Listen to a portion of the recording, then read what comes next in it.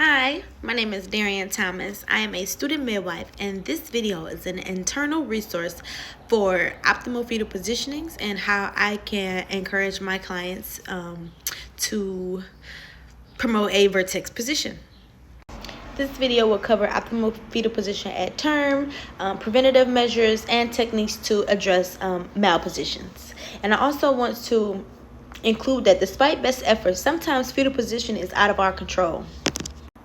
Halfway through pregnancy, assessments like fundal heights, abdominal palpations, and Leopold's maneuvers are done by healthcare professionals to assess and get an idea of how baby is doing and how baby is growing inside the uterus, including, of course, fetal heart tones and things, just to get an overall well-being of the baby, which includes, again, Leopold's maneuver for baby's positioning to get a good understanding of how baby is lying inside of the uterus. Why this is so important? This is so important because at least by 38 weeks, you want to make sure, 36, 38 weeks, that you want to start to make sure baby is in a head down position,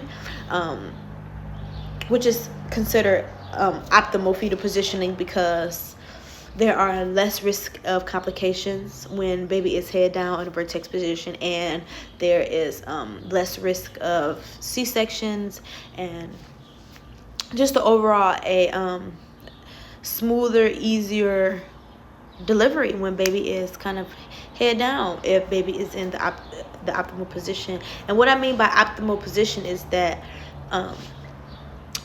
it has been seen and known that a left occiput anterior position is the optimal fetal positioning because of the way the uterus is shaped and baby's head, how flexed it is. That is like the ideal, easiest way to have a baby in that case. But sometimes babies don't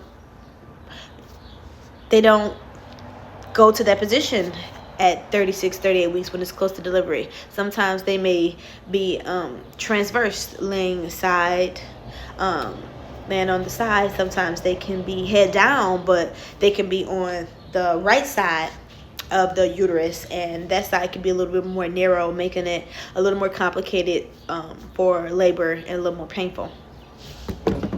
Two reasons why fetal position is very important. One, because babies rotate through the pelvis to emerge from the womb. So if the baby is on the left side, they're already in the proper rotated position to kind of emerge and come on out. Now, if they're on the right side, they may have to rotate all the way around to get on the left, and that could make labor, again, more extensive, longer, and failure to progress, depending on what's happening in there. And second, baby's position affects the relative ease of fetal rotation and descent through engagement. Basically, when the baby head is trying to come, when baby head is crowning, and when baby head pops out, there is still some more rotation and things that involves there, and the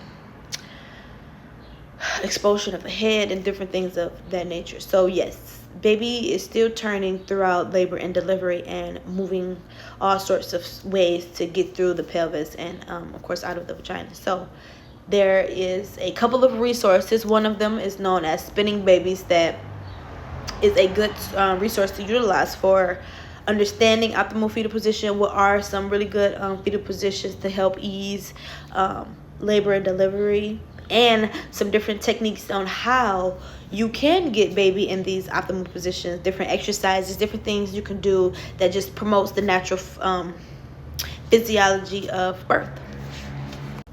Another resource I would suggest to clients to kind of understand why fetal positioning is important is watching videos on YouTube on births to understand what a natural philosophy of a birth looks like.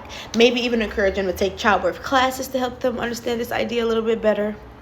And there are a few books on encouraging optimal fetal position, things you can do to promote optimal fetal position, and books just to get a grounded, basic understanding, foundation of knowledge on what childbirth looks like, what is natural, what is normal, and what isn't.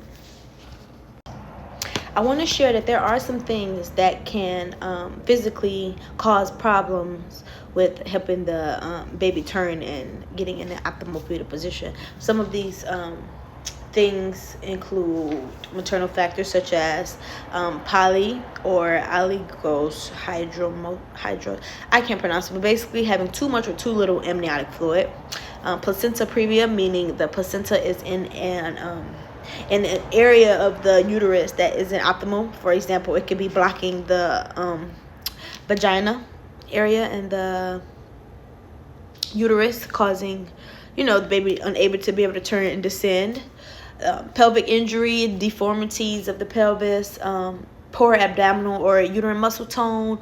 That's why a lot of times I like to encourage red raspberry leaf tea in late pregnancy to kind of help strengthen the uterus and things of that nature. And tense and tight uterine and abdominal walls can prevent baby from turning. So like that can be like a mother's fear or past trauma that can be hindering a mother from relaxing. Basically just promoting relaxation, creating a calm, cool environment during labor and things of that nature can help relax. Playing music, things like that can just relax the environment, relax the mother, just to be able to relax those muscles and allow baby to do what baby needs to do to come out. Some fetal factors include multiple pregnancies, like having being pregnant with twins or triplets. It could be some anomaloly. I can't pronounce it, but for instance, it can be some cephalic proportions things that could be going on, like baby too big of a head, or some things like that, like some abnormalities preventing the engagement of the head, tight cord around baby's neck or other body parts, short cord, intrauterine fetal death. For instance, if their baby is born stillborn, baby can't move on its own because baby is unalive, unfortunately. So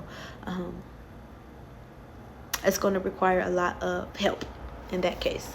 So I just kind of wanted to share that with you. Another really good idea that I learned about throughout these readings is the visualization of the baby. It can be a really good technique to use to have mothers or birthing persons in general envision their baby head down while still in utero. For example, when doing some meditation or yoga, take a moment and imagine your baby being head down, engaged into your pelvis. Things are normal, everything's okay, nothing is traumatic. You are coping with the labor and things of that nature. Once you envision those things, it's kind of like a manifestation almost. It's a technique that can be used. And just, like I said, envisioning your baby being head down, talking to your baby, telling your baby all the dreams and the hopes you have for baby. Things like that can be helpful. Manifestation. Now, if it is known in early term pregnancy that baby is breech or not head down, there are some things to do to kind of help that, and some preventive things you can do too if you don't know what's happening inside the utero. For example, having the mother walk on her hands, their hands, and inside of a swimming pool, for example. Swimming, just going swimming, doing handstands, things of that nature. Like it's like gravity helps encourage that type of thing. Draw a picture of a head down, face to her back, LOA baby. So again, that's like another technique besides envisioning, actually drawing that out. A lot of people do artwork on the belly. That has been seen to be helpful.